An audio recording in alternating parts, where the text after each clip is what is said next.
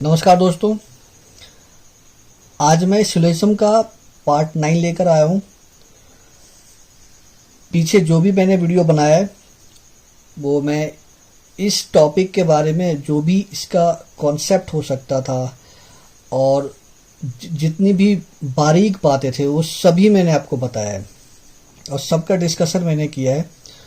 और अभी और भी बहुत सारी बातें हैं क्योंकि ये एक ऐसा चैप्टर है रीजनिंग का जो बहुत उलझा हुआ होता है अगर आप सही से इसको स्टडी नहीं करोगे। तो मैंने छोटे छोटे पार्ट्स को बना करके और आपको मैंने एक्सप्लेन किया है ताकि जो भी बारीकी है वो अच्छे से समझ में आ जाए। और आज का जो ये सेशन है मेरा पार्ट 9 वाला, इसमें मैं अब यहाँ से मैं प्रैक्टिस को मैंने स्टार्ट किया है। हालांकि मैंने अभी पॉसिबिलिटीज़ के बारे में डिस्कशन नहीं किया है, वो मैं आगे की वीडियो में करूँगा।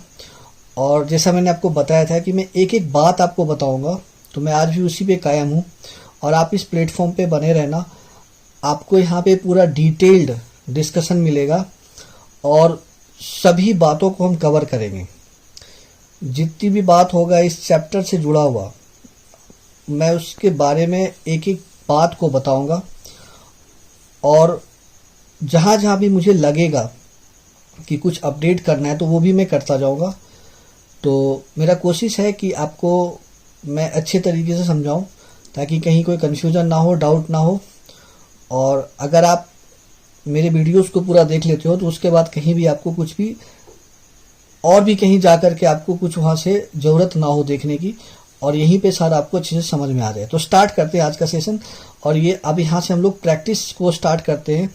मैंने क्वेश्चन लिया है, ठीक है, और इसमें से हो सकता है कुछ प्रीवियस ईयर का क्वेश्चन हो, कुछ ऐसा क्वेश्चन हो जो मुझे लगता है कि सेट करके आपसे आपको बताना चाहिए, तो मैं उस तरीके का भी क्वेश्चन लूँगा। दोनों ही चीज़ों को मैं करूँगा, प्रीवियस ईयर के क्वेश्चन को। प्रीवियस ईयर में जो होगा वो जितने भी कॉम्पिटिटिव एग्जाम हैं जिसमें भी आया होगा, चाहे कोई सा भी कॉम्पिटिटिव एग्जाम हो, मैं बताता हूँ, चाहे वो एसएससी का हो, चाहे वो बैंकिंग का हो, या कैट का हो, या सीसेट का हो, कुछ भी हो, जहाँ भी ये चैप्टर आ रहा होगा वो सारे पीवाईक्यू को मैं बताऊंगा। कोशिश करूंगा और जितना बड़ा हो सकता है वीडियो का, जितना पार्ट हो सकता है मैं लेकर के आऊँगा। तो स्टार्ट करते हैं आज का ये प्रैक्टिस। तो यहाँ पे मैंने स्टेटमेंट लिया है, कंक्लूजन लिया है और नीचे ऑप्शन दिया हुआ है। तो आप समझने की कोशिश करना कि क्या है ये। सबसे पहले लिखा हुआ है स्टेटमेंट में, ऑल पेन्स आर पेंसिल्स, मतलब सभी पेन पेंसिल है, ठीक है। फिर नीचे है नो पेंसिल इज रबर। तो हम जल्दी से इसका वेन डायग्राम ड्रॉ कर लेते हैं सबसे पहले। तो अगर मैं इसका वेन डायग्राम ड्रॉ करूंगा तो ऑल पेन्स आर पेंसिल दिया हुआ है, तो हम लोग ऐसा करते हैं कि सभी पेन्स को पेंसिल के अंदर रखते हैं, ठीक है। इसको पेंसिल के अंदर रख लिया, ठीक है। उसके बाद कोई भी पेंसिल रबर नहीं है, तो कोई भी पेंसिल रबर नहीं है तो उसका इस तरीके से बना लेते हैं हम लोग, ठीक है। इसका डिस्कनेक्ट कर देते हैं, ठीक है। तो अब यहाँ समझने की कोशिश करते हैं और इस पे बेस्ड जो है ना कंक्लूजन दिया हुआ है। तो हमें जो कंक्लूजन तक पहुंचना है लॉजिकली देखते हुए स्टेटमेंट को, और स्टेटमेंट के बारे में मैंने बताया था जो आपका प्रीमाइस है वो 100% ट्रू ही मान के चलना है आपको, ये सत्य ही होता है। तो सबसे पहला कंक्लूजन कह रहा है कि no pain is rubber.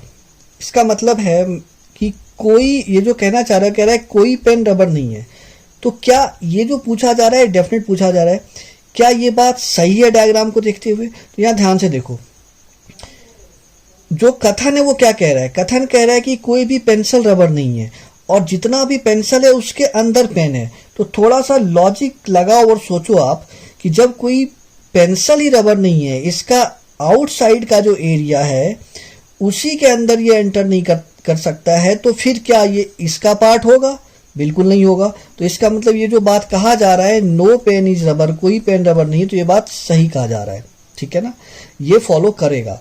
Next है सम पेन्स आर रबर।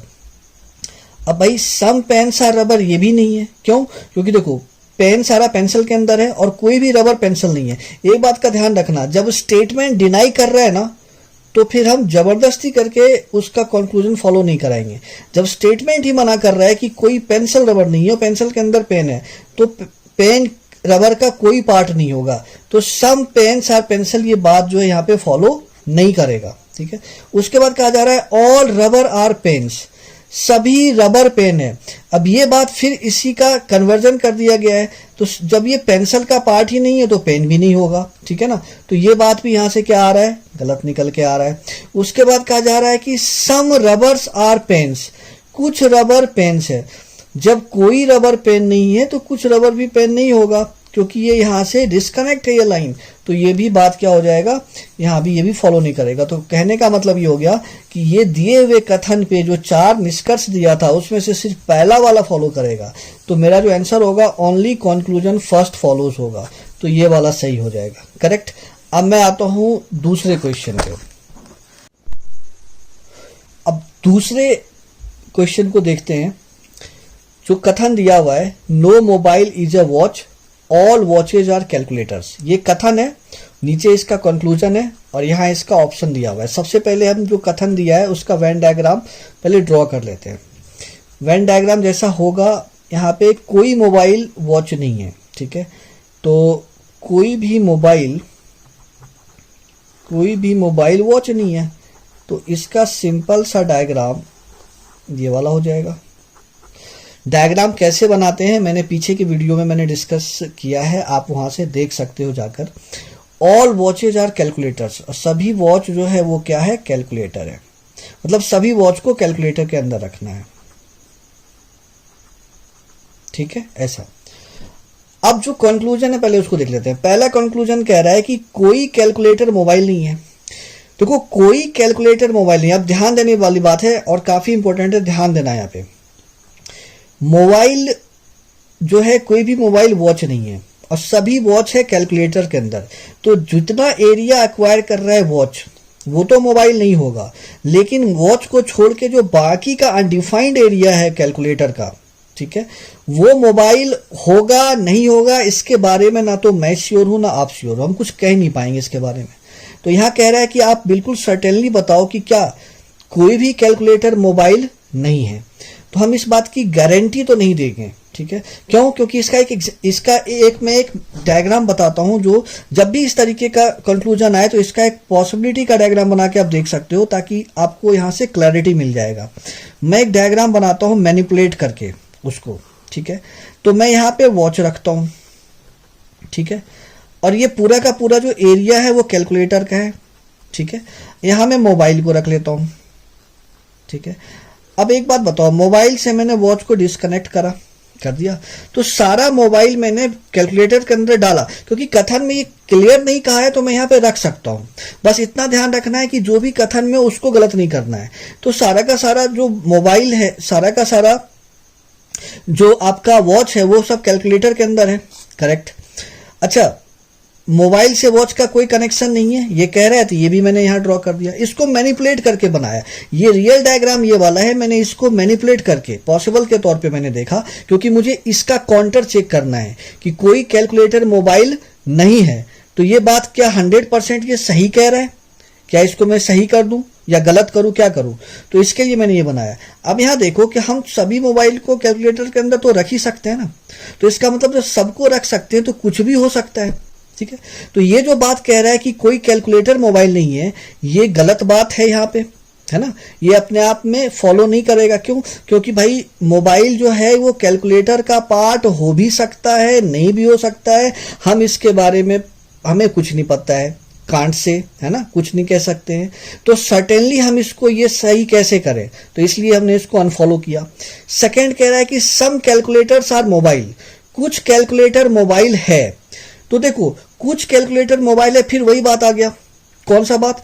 कि जैसे हम इसको मना कर रहे थे वैसे यहां भी तो वही प्रॉब्लम है ना। तो कुछ कैलकुलेटर कह रहा है कि mobile, some calculators are mobile कह रहा है, कुछ कैलकुलेटर मोबाइल है। तो कुछ कैलकुलेटर मोबाइल है या नहीं है इसके बारे में भी हम सर्टेन तो नहीं कहेंगे। क्यों? क्योंकि डायरेक्ट तो मोबाइल कैलकुलेटर नहीं दिख रहा है ना। ये मेरा एक्चुअल डायग्राम है, ये मैं मैनिपुलेट करके लाया हूं। अगर पॉसिबिलिटी को बताना होगा ना। यहाँ पे ये पॉसिबल नहीं पूछा है, अगर यहाँ पॉसिबिलिटी पूछा होता तब तो सही हो जाता, लेकिन सर्टेन की बात कर रहा है तो सर्टेन में हमारे पास जो ये डायग्राम है इसके हिसाब से मोबाइल कैलकुलेटर से कनेक्टेड डायरेक्ट तो नहीं है, हम कुछ कह ही नहीं पाएंगे। तो सर्टेन आंसर में इसको भी हमें क्या करना पड़ेगा, इसको भी हमें अनफॉलो ही करना पड़ेगा, गलत मानना पड़ेगा, ठीक है। अब एक जो मैंने लास्ट वीडियो में भी बताया था ईदर और का रूल, अब यहां देखो दोनों इसका सब्जेक्ट एंड प्रेडिकेट मैच कर रहे हैं, ठीक है। दोनों का दोनों कंक्लूजन जो है दिए हुए स्टेटमेंट पे गलत हो रहा है, करेक्ट। और इसका जो है valid complementary pairs no plus sum का आ रहा है, ठीक है। तो हम कह सकते हैं कि ये दोनों को मिला देने के बाद, दोनों बात को मिला दें तो हमारा या तो ये सही हो सकता है, ठीक है। तो इसका जो ऑप्शन होगा करेक्ट वो होगा इधर कंक्लूजन फर्स्ट और कंक्लूजन सेकंड फॉलोज। तो इसका जो आंसर होगा ये होगा, ठीक है। तो आई होप ये बात आपको समझ में आया होगा इस वाले क्वेश्चन में। अब हम लोग चलते हैं नेक्स्ट क्वेश्चन पे, और अगला जो क्वेश्चन है हमारा वो ये वाला है, ठीक है।